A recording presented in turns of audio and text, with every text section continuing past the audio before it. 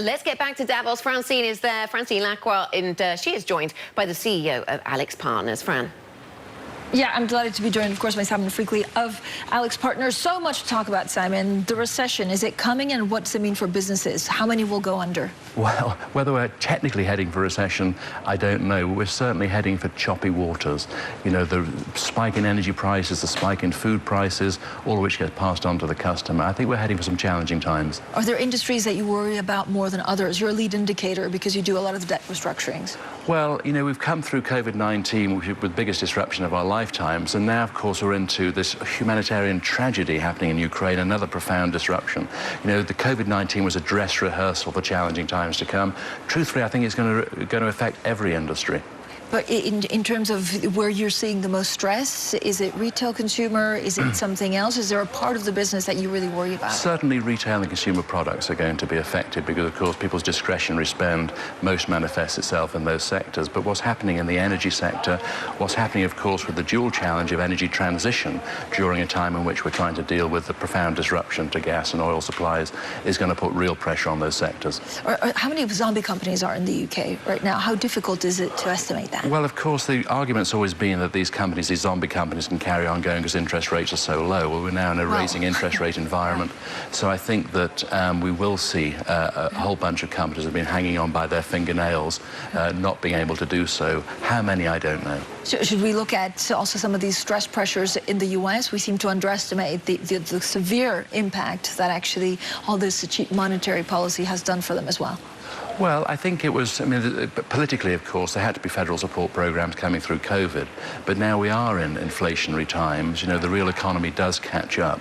Interest rates are going to go up, so we are going to see the effect of that in all Western economies.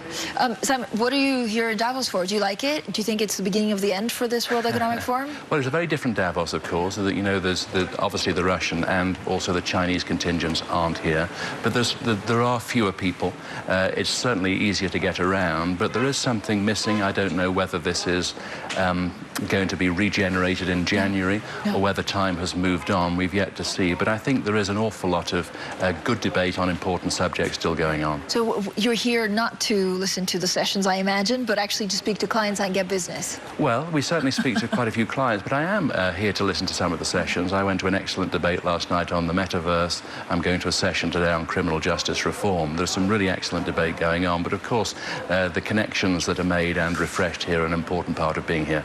Is there a glimmer of hope anywhere? When you look at the world economy, when you look at world affairs, there's a crisis from crisis from crisis. Is there anything good that can come out of it? Well, you know, I think that COVID-19 was a dress rehearsal for many disruptions that are yet to come.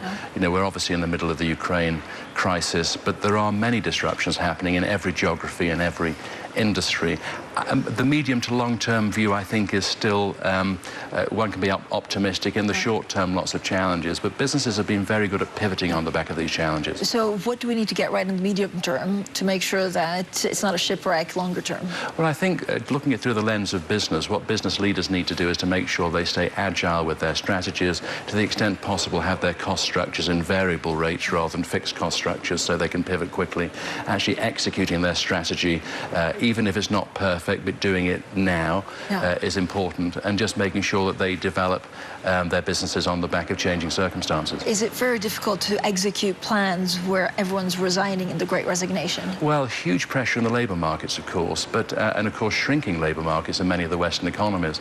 Attrition rates are up in all industries, so it is challenging. For certain industries like restaurant and hospitality, it's critically challenging.